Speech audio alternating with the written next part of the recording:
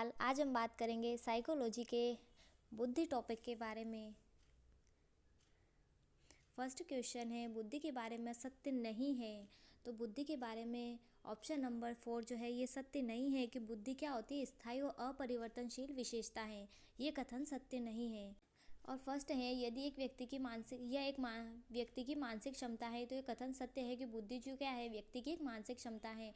Next है, ये सामंजस्य अनुकूल स्थापित करने में सहायक होती है। ये कथन भी सत्य है। व्यवहार की गुणवत्ता से आंकी जाती है। ये कथन भी सत्य है। बाकी बुद्धि क्या है कि स्थायी है व अपरिवर्तनशील है, तो ये कथन असत्य हो जाएगा। नेक्स्ट है, बुद्धि वह तत्व है जो मानसिक योग्यताओं में बुद्धि के रूप में सम्मिलित रहता है। बुद्धि वह तत्व है जो मानसिक योग्यताओं में सामान्य रूप से सम्मिलित रहता है। परिभाषा शताब्दी के सबसे महत्वपूर्ण मनोवैज्ञानिक खोज के प्रतिष्ठापन करती है। यह कथन किसका है, तो यह कथन रेक्स व नाइट का है। तो रेक्स व नाइट ने कहा है कि बुद्धि वह तत्व है जो मानसिक योग्यताओं के सामान्य रूप से सम्मिलित रहता है। और इस परिभाषा कि इस शताब्दी से सबसे महत्वपूर्ण मनोवैज्ञानिक की खोज की गई है, तो रेक्स व नाइट ने की है। नेक्स्ट है, बुद्धि इन 4 शब्दों में निहित है। ज्ञान, आविष्कार, निर्देश और आलोचना है। यह कथन किसका है कि बुद्धि 4 शब्दों में निहित है, तो कथन अल्फ्रेड बीने का है। अल्फ्रेड बीने ने कहा है कि बुद्धि ज्ञान, आविष्कार, निर्देश और आलोचना में निहित है। नेक्स्ट है, रिक्त स्थान के अनुसार बुद्धि वह है जो बुद्धि परीक्षण मापता है। तो इसके अनुसार बेरिंग है। तो बोरिंग के अनुसार या बेरिंग के अनुसार बुद्धि वही है जो बुद्धि परीक्षण मापता है। बुद्धि का जो परीक्षण मापता है वही बुद्धि होती है। यह कथन बोरिंग ने कहा था। नेक्स्ट है, बुद्धि के बारे में सही कथन है। तो ऑप्शन नंबर 4 जो है, बुद्धि बहुआयामी है तथा जटिल योग्यताओं का एक समूह है।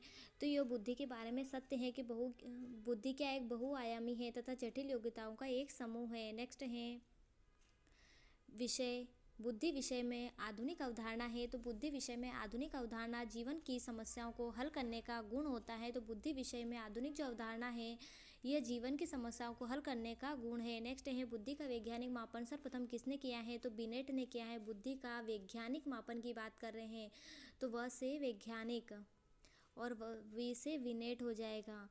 ठीक है, तो बुद्धि का वैज्ञानिक मापन सर्वप्रथम किसने किया था, तो बुद्धि का वैज्ञानिक मापन सर्वप्रथम बिनेट ने या बीने ने किया था।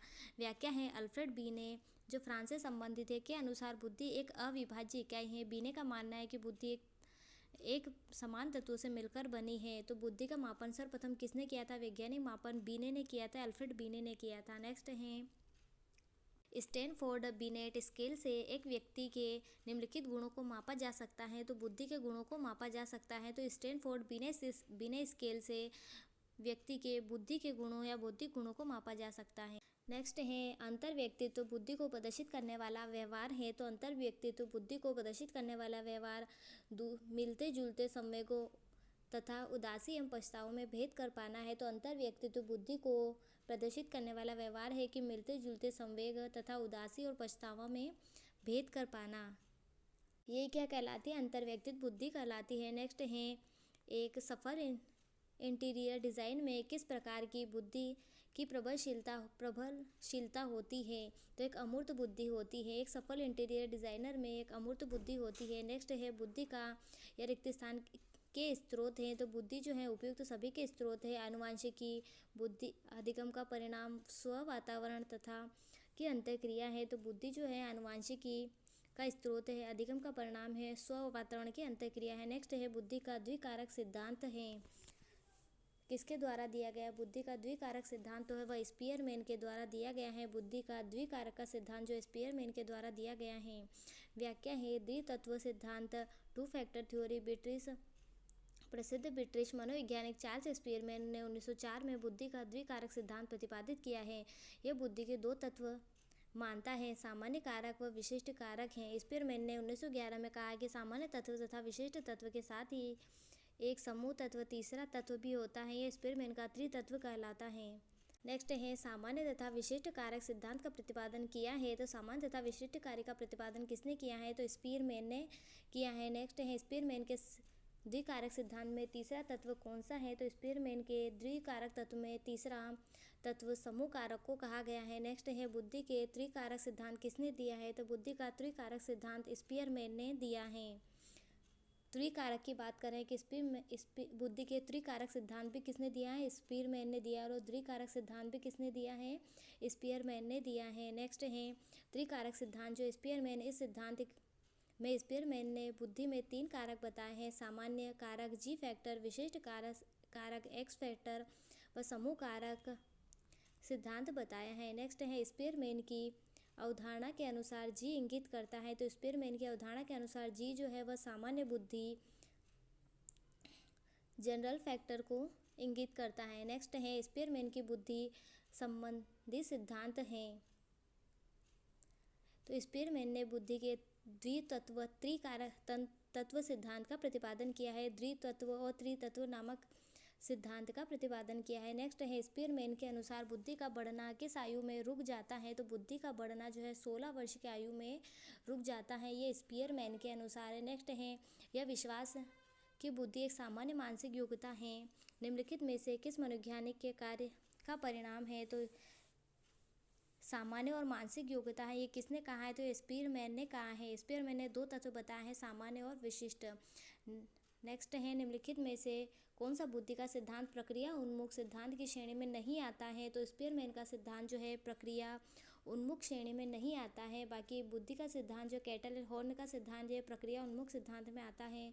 स्टर्नबर्ग का सिद्धांत आता है, जेनसन का सिद्धांत आता है। स्पीयरमैन का सिद्धांत जो है उन्मुखी सिद्धांत में नहीं आता है।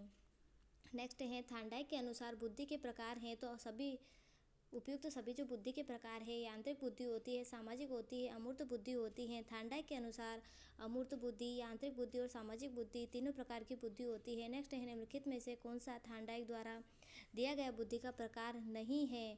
तो यांत्रिक बुद्धि है या गतिक बुद्धि जो है ये थार्नडाइक के द्वारा दिया गया प्रकार नहीं है। तो ये शरीर गति की बुद्धि की बात कर रहा है, तो ये इन्होंने नहीं दी है। बाकी सामाजिक बुद्धि दी है, मूर्त बुद्धि का सिद्धांत दिया है, अमूर्त बुद्धि का सिद्धांत दिया है। यांत्रिक बुद्धि को मूर्त या गत्यात्मक बुद्धि भी कहा जाता है, पर शारीरिक गतिक बुद्धि नहीं कहा जाता है। नेक्स्ट है E.L.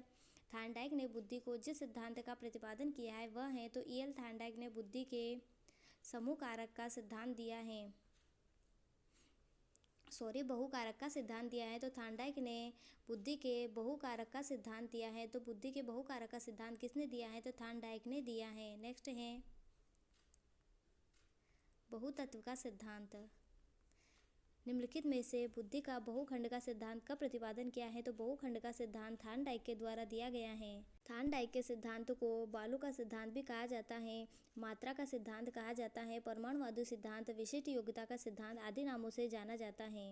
नेक्स्ट है बुद्धि का बहुकारक सिद्धांत की सीमा से संबंधित है। बुद्धि का बहुकारक सिद्धांत जो है शिक्षार्थी की सामान्य बुद्धि कार्य की संख्या जो एक व्यक्ति सीमित समय में करता है, और बुद्धि का बहुकारक सिद्धांत से सीमा से संबंधित है कि शिक्षार्थी की जो सामान्य बुद्धि कार्य की संख्या जो एक व्यक्ति सीमित समय में करता है वह बुद्धि का बहुकारक सिद्धांत कहलाती है। नेक्स्ट है थार्नडाइक के बहुकारक सिद्धांत के अनुसार एक गुणधर्म विशेषता किसी कार्य की कठिनाई को संदर्भित करती है जो एक व्यक्ति हल कर सकता है वह कहलाता है, तो स्तर कहलाता है। थार्नडाइक के बहुकारक सिद्धांत के अनुसार एक गुणधर्म विशेषता किसी कार्य की कठिनाई को संदर्भित करता है जो एक व्यक्ति हल कर सकता है वह स्तर कहलाता है। नेक्स्ट है गिलफर्ड के बुद्धि सिद्धांत संबंधित हैं, तो त्रिआयामी सिद्धांत है। गिलफर्ड ने जो है त्रिआयामी बुद्धि का सिद्धांत दिया है।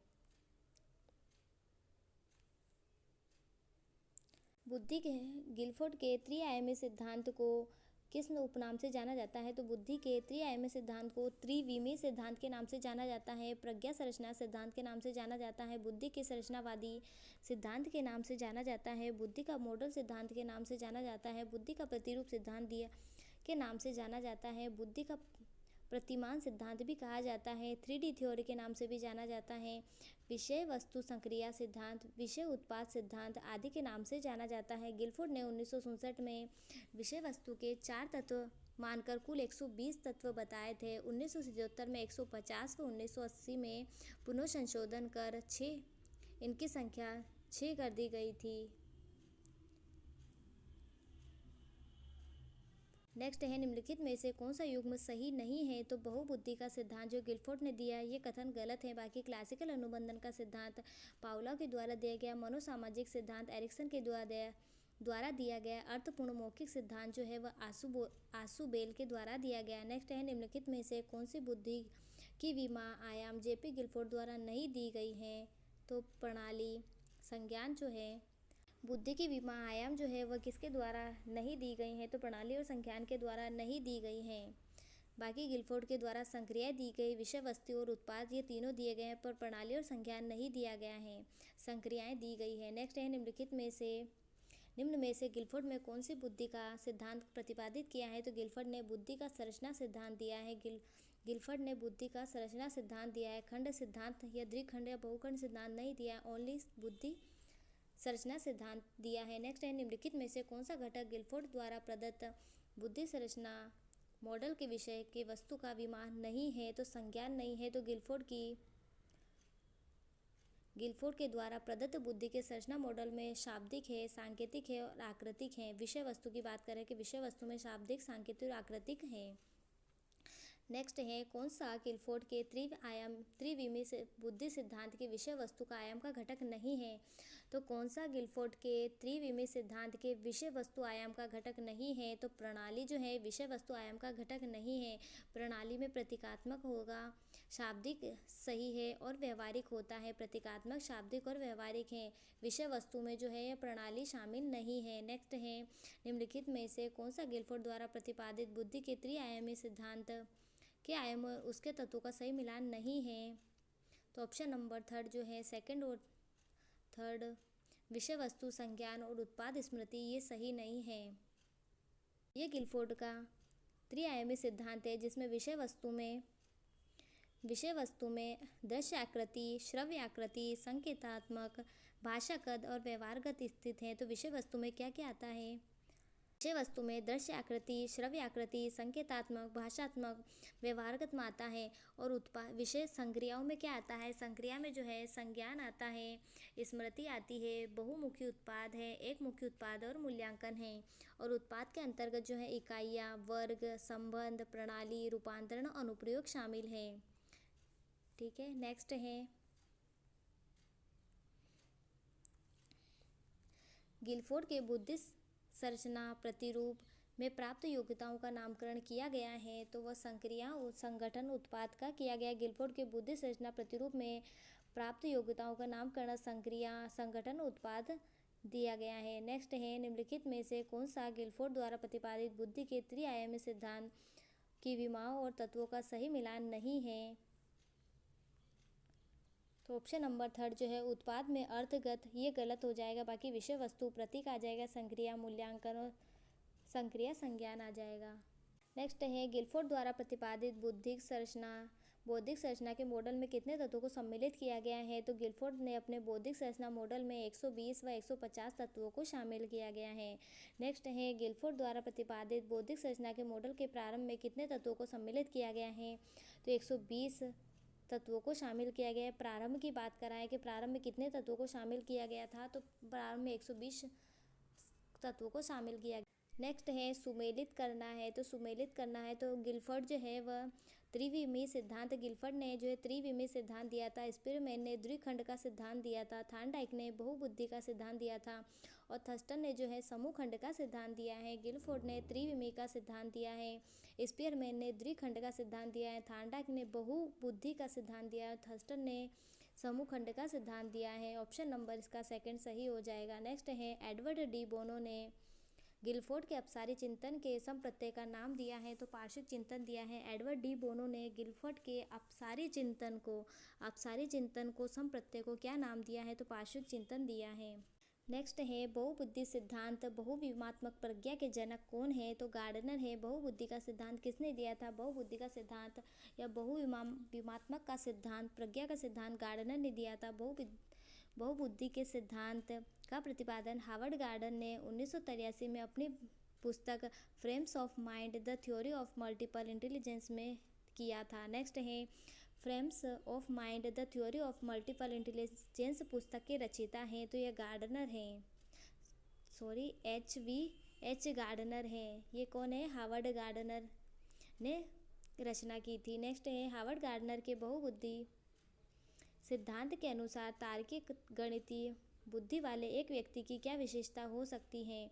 तो हार्वर्ड गार्डनर के बहुबुद्धि सिद्धांत के अनुसार तार्किक गणितीय बुद्धि वाले की व्यक्ति क्या विशेषता हो सकती है? तो पैटर्न को खोजने की एवं तर्क की लंबी श्रृंखला को हल करने की क्षमता और संवेदनशील होती है। नेक्स्ट है, गार्डनर ने वर्तमान में बुद्धि के कितने प्रकार बताए हैं? तो गार्डनर ने वर्तमान में बुद्धि के 9 प्रकार बताए हैं। कितने बुद्धि के गार्डनर ने वर्तमान में बुद्धि के 9 प्रकार बताए हैं? भाषाई बुद्धि, तार्किक गणितीय बुद्धि, आकाशीय या खगोलीय बुद्धि। एक तो भाषाई बुद्धि को बताया है, उसके बाद तार्किक बुद्धि, आकाशीय या खगोलीय बुद्धि, संगीतक बुद्धि, व्यक्तिगत अन्य बुद्धि, व्यक्तिगत आत्मन बुद्धि, शारीरिक गतिक बुद्धि आदि प्रकार बताए हैं।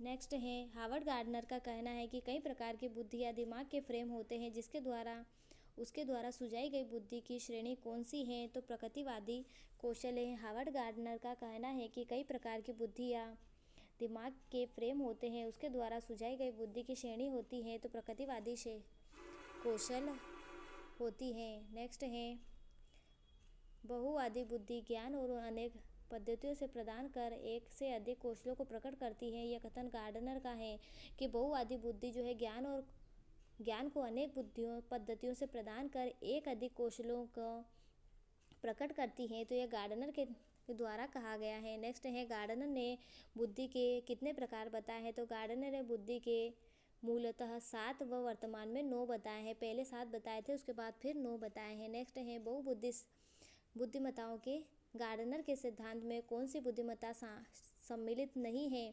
तो सांवेगिक बुद्धि इन्होंने नहीं बताई है, अंतर व्यक्तित्व बताई है गार्डनर ने, प्राकृतिक बताई है और अस्तित्वकारी भी बताई है, पर सांवेगिक बुद्धि नहीं होती है। नेक्स्ट है, एक शिक्षिका अपने विद्यार्थियों की विभिन्न अधिगम शैलियों को संतुष्ट करने के लिए वैविध्यपूर्ण कार्यों का उपयोग कर रहे हैं, वह प्रभावित कर रही हैं। तो गार्डनर के बहुबुद्धि सिद्धांत को, क्योंकि वह क्या कर रही है, वैविध्यपूर्ण मतलब बहुत सारे कार्य कर रही है। नेक्स्ट है, निम्न में से कौन सा गार्डनर के बहुबुद्धि सिद्धांत का प्रकार नहीं है? जो तरल बुद्धि है वह गार्डनर के बहुबुद्धि सिद्धांत का प्रकार नहीं है। बाकी गार्डनर का तार्किक गणितीय बुद्धि का सिद्धांत दिया है, भाषाई बुद्धि बताई है और संगीत बुद्धि बताई है। नेक्स्ट है, निम्न में से कौन सी बुद्धि गार्डनर के बहुबुद्धि सिद्धांत को प्रदर्शित नहीं करती है? तो सांस्कृतिक बुद्धि जो है वह गार्डनर के बहुबुद्धि सिद्धांत को प्रदर्शित नहीं करती है। शारीरिक गत्यात्मक बुद्धि करती है, संगीतात्मक बुद्धि और भाषाई बुद्धि करती है, पर सांस्कृतिक बुद्धि के बारे में गार्डनर ने नहीं बताया है। नेक्स्ट है, हार्वर्ड गार्डनर द्वारा निम्न में से एक को छोड़कर बाकी सभी बुद्धि के प्रकार बताए गए हैं।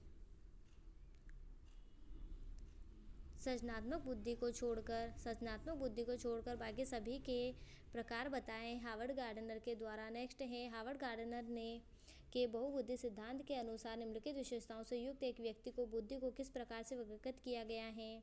तो अंतर व्यक्तित्व वर्गीकरण किया है। विशेषता है कि दूसरों की मनोदशा, स्वभाव, प्रेरणा तथा अभिप्राय को उचित तरीके से पता लगाने प्रक्रिया करने की योग्यता अंतर व्यक्तित्व कहलाती है। कि दूसरों की मनोदशा, स्वभाव, प्रेरणा तथा अभिप्राय को उचित तरीके से पता लगाना क्या कहलाता है? अंतर व्यक्तित्व कहलाता है। नेक्स्ट है, एक व्यक्ति अपने स्वयं को समझने और प्रभावी रूप से अपने जीवन को निर्देशित करने की योग्यता रखता है। गार्डनर के अनुसार व्यक्ति निम्नलिखित में से किस प्रकार के फ्रेश ऑफ माइंड मन की रूपरेखा रखता है? तो अंतराव्यक्तित्व कौशल रखता है। नेक्स्ट है, व्यवहारिक बुद्धि को कहा जाता है तो मूर्त बुद्धि कहा जाता है, व्यवहारिक बुद्धि को मूर्त बुद्धि कहा जाता है। नेक्स्ट है, बुद्धि लब्धि का विचार, IQ की अवधारणा सर्वप्रथम किसने और कब दी है? तो बीने ने 1905 में दी है। बुद्धि के विचार या IQ की अवधारणा किसके द्वारा दी गई सर्वप्रथम? तो बीने के ने 1905 में दी है। नेक्स्ट है, बुद्धि मापन के लिए बुद्धि लब्धि शब्द का प्रयोग सर्वप्रथम मनोवैज्ञानिक ने किया है तो स्टर्न ने किया है। तो बुद्धि मापन के लिए बुद्धि लब्धि शब्द का प्रयोग सर्वप्रथम किसने किया है? तो बुद्धि लब्धि शब्द का प्रयोग जो है ये स्टर्न ने किया है। बाकी बुद्धि का मापन बीने ने किया है। किस मनोवैज्ञानिक के द्वारा सर्वप्रथम बुद्धि परीक्षण का निर्माण किया गया है? तो किसके द्वारा सर्वप्रथम बुद्धि परीक्षण का निर्माण किया गया है? तो अल्फ्रेड बीने के द्वारा जो है सर्वप्रथम बुद्धि परीक्षण का निर्माण किया गया है। अल्फ्रेड बीने के द्वारा बुद्धि परीक्षण का निर्माण किया गया है। नेक्स्ट है, मानसिक आयु की अवधारणा को विकसित किया है तो बीने ने किया है। मानसिक आयु की अवधारणा को किसने विकसित किया है?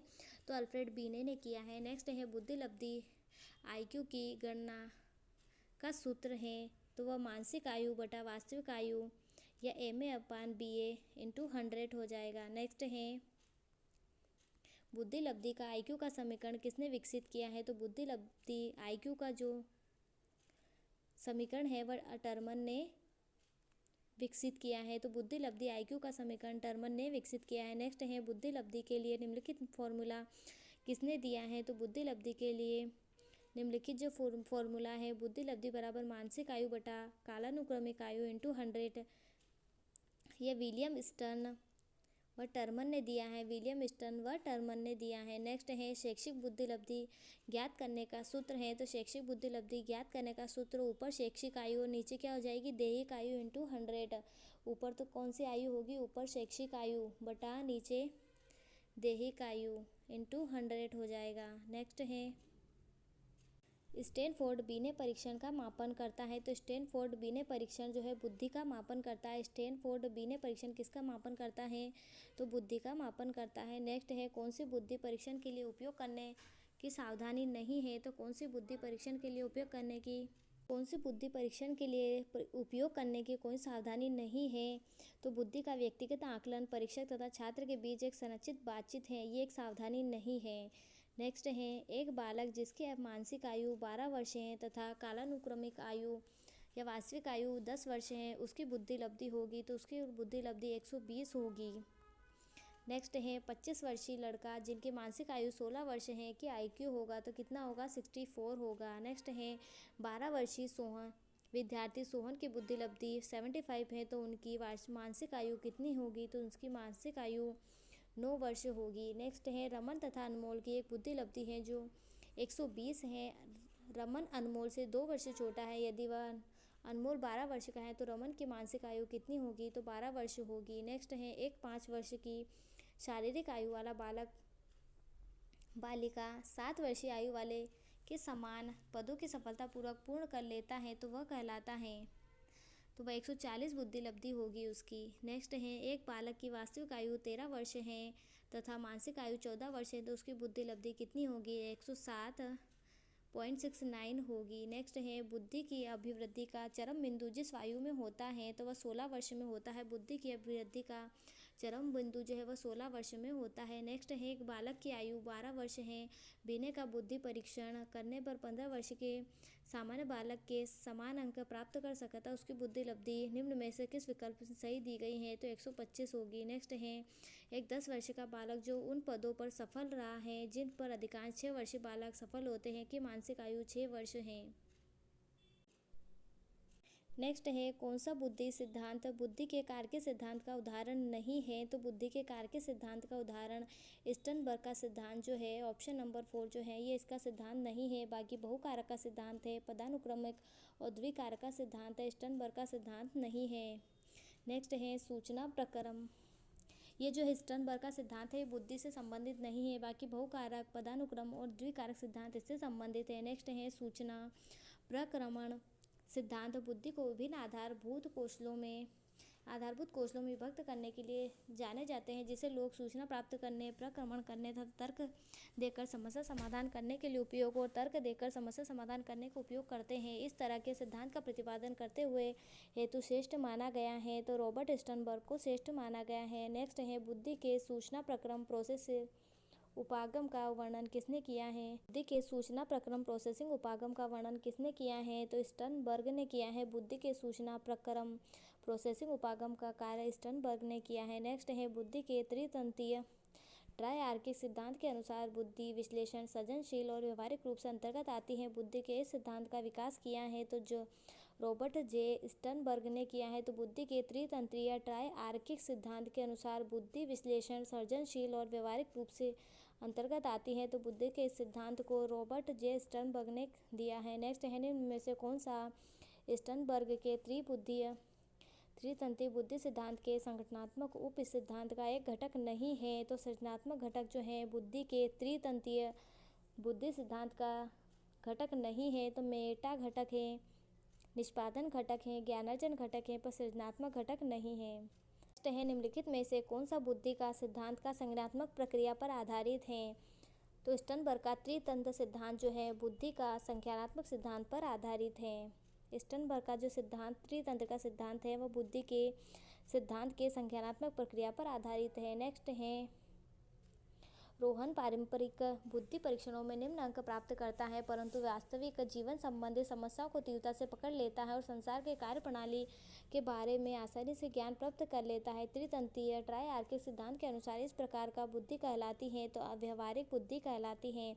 नेक्स्ट है एक बालक जिसकी दृश्य संसार की शुद्धता से प्रत्यक्षित करने की क्षमता अधिक होती है वह उच्च होगा, तो स्थानिक बुद्धि में उच्च होगा। एक बालक जिसकी दृश्य संसार की शुद्धता से प्रत्यक्षित करने की क्षमता अधिक होती है तो वह स्थानिक बुद्धि उसमें उच्च होती है। नेक्स्ट है एक व्यक्ति जो विभिन्न संवेगों की पहचान कर महसूस करने और संवेगों पर नियंत्रण की उच्च क्षमता रखता है तो उसका EQ क्या होता है, उच्च होता है।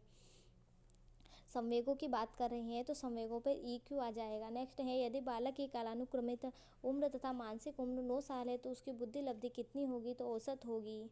नेक्स्ट है नीचे दिए गए IQ स्तर में शैक्षणिक वर्ग को चुने, तो शैक्षणिक वर्ग में क्या आएगा, शैक्षणिक वर्ग की बुद्धि लब्धि 70 से 90 होगी। नेक्स्ट है प्रतिभाशाली जो है 140 से अधिक होता है, 120 से 40 के बीच में अति श्रेष्ठ बुद्धि होती है, 110 से 120 में श्रेष्ठ बुद्धि होती है, 90 से 110 में सामान्य बुद्धि होती है, 80 से 90 में मध्य बुद्धि होती है, 70 से 80 में क्षीण बुद्धि होती है, 70 से कम में निश्चित क्षीण बुद्धि होती है, 50 से 70 में अल्प बुद्धि होती है, 20 से 25 और 50 में मूर्ख बुद्धि होती है, 20 से 25 में महामूर्ख होती है। नेक्स्ट है प्रतिभाशाली बालक की बुद्धि लब्धि होती है तो 140 होती है। विभिन्न श्रेणी के मंदित बालकों की दर्शाई गई सही औसत बुद्धि का चयन कीजिए, तो मंद बुद्धि 80 से 90 है, ये सही है। नेक्स्ट है सामान्य व्यक्ति की बुद्धि लब्धि होती है तो सामान्य व्यक्ति की बुद्धि लब्धि 100 होती है, 100 या 120 के समथिंग 90 और 100 के समथिंग होती है। नेक्स्ट है यह औसत बुद्धि का घोतक है, 90 से 110 जो है औसत बुद्धि का घोतक है। नेक्स्ट है यदि एक बालक की वास्तविक आयु 12 वर्ष है तथा 6 माह और मानसिक आयु 18 वर्ष है तो टर्मन के अनुसार बुद्धि लब्धि का स्तर होगा तो प्रतिभाशाली होगा।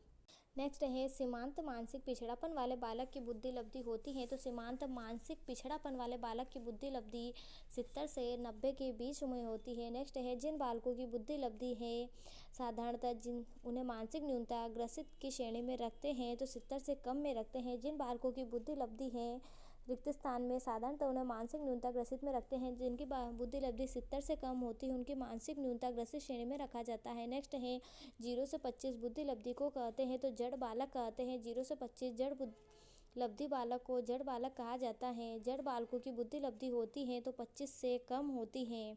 नेक्स्ट है विभिन्न श्रेणी के मंदित बालकों की दर्शाई गई सही बुद्धि औसत का चयन कीजिए, तो मंद बुद्धि जो है 0 से 25 है, हीन बुद्धि 26 से 50 है, दुर्बल बुद्धि 80 से 90 है और पिछड़े बालक की बुद्धि 76 से 19 है। नेक्स्ट है 90 होगा। पिछड़े बालकों की बुद्धि लब्धि होती है तो पिछड़े बालकों की बुद्धि लब्धि 80 से 90 के बीच में होती है। नेक्स्ट है स्टैनफोर्ड बिने बुद्धि परीक्षण के लिए तय मानक के अनुसार सामान्य मंदित बालकों का बुद्धि लब्धि स्तर होता है, तो सामान्य बुद्धि लब्धि का स्तर 35 से 40 व 50 से 55 के मध्य होता है। नेक्स्ट है टर्मन के अनुसार उत्कृष्ट रखते हैं, तो टर्मन के अनुसार अत्युत्कृष्ट या वेरी सुपीरियर बुद्धि लब्धि 140 से 145 के मध्य होती है। नेक्स्ट है अमूर्त बुद्धि किसी व्यक्ति को मदद करती है तो समस्या सुलझाने में मदद करती है। अमूर्त बुद्धि किसी व्यक्ति की मदद करती है तो समस्या सुलझाने में मदद करती है। नेक्स्ट है बुद्धि की गुणवत्ता स्नायु तंतुओं की मात्रा पर निर्भर रहती है। बुद्धि की मात्रा सिद्धांत से संबंधित कथन जो है ये थार्नडाइक का स्थित है कि बुद्धि की गुणवत्ता स्नायु तंतुओं की मात्रा पर निर्भर करती है। बुद्धि की मात्रा सिद्धांत जो है वह थार्नडाइक के द्वारा दिया गया है। नेक्स्ट है विभिन्न वैज्ञानिकों ने बच्चों की बुद्धि लब्धि के आधार पर उनको भिन्न भिन्न श्रेणी सवर्ग संख्या दी है। नीचे दिए गए श्रेणियों में जड़ बुद्धि, उसके बाद मंद बुद्धि, श्रेष्ठ उच्च बुद्धि, फिर प्रतिभाशाली।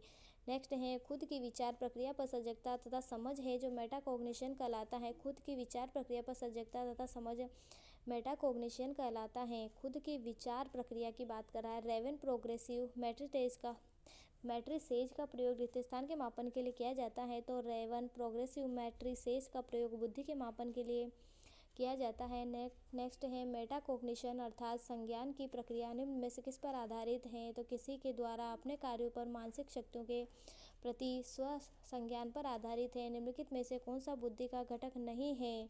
जो व्यावसायिक रुचि जो है वो बुद्धि का घटक नहीं है। कौन सा परीक्षण बुद्धिमत्ता का संस्कृति मुक्ति अवाचिक परीक्षण है? तो स्टैंडर्ड प्रोग्रेसिव मैट्रिसेस जो है यह बुद्धिमत्ता का संस्कृति मुक्त अवाचिक परीक्षण है। अवाचिक परीक्षण किसको कहा जाता है? स्टैंडर्ड प्रोग्रेसिव मैट्रिसेस को कहा जाता है। निम्नलिखित में से कौन सा बुद्धि का घटक नहीं है? तो बुद्धि का घटक व्यावसायिक रुचियाँ नहीं है, तार्किक चिंतन है, स्मृति है, अनुभव से सीखना है। कौन सा परीक्षण बुद्धिमत्ता का संस्कृति मुक्त अवाचिक परीक्षण है? तो स्टैंडर्ड प्रोग्रेसिव मैट्रिसेस है। नेक्स्ट है निम्न में से कौन सा बुद्धि का निष्पत्ति परीक्षण है? तो भाटिया बैटरी परीक्षण जो है यह निष्पत्ति परीक्षण है। भाटिया बैटरी जो परीक्षण है बुद्धि का निष्पत्ति परीक्षण है। 1955 में चंद्रमोहन भाटिया